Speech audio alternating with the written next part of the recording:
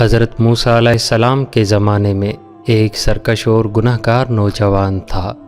اس کی بدعمالیوں کی وجہ سے شہر والوں نے اسے شہر سے نکال دیا۔ وہ شہر کے دروازے کے قریب ایک ویرانے میں تھا کہ اس کی موت کا وقت آ گیا۔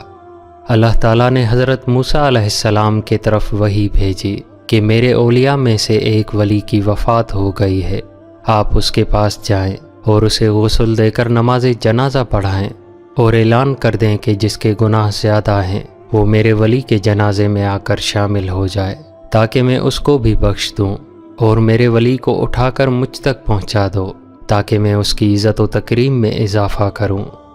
حضرت موسیٰ علیہ السلام نے بنی اسرائیل میں اعلان کر دیا۔ لوگوں کا ہجوم اکٹھا ہو گیا۔ جب وہ اس کے پاس پہنچے تو اسے پہچان لیا اور کہا، اے اللہ کے نبی، یہ تو وہی فاسق نوجوان ہے جس کو ہم نے نکال دیا تھا۔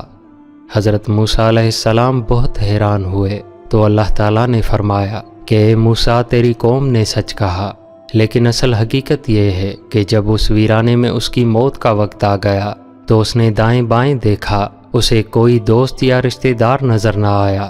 اس نے اپنے آپ کو دیکھا تو تنہائی، اجنبیت اور ذلت کے سوا کچھ نظر نہ آیا۔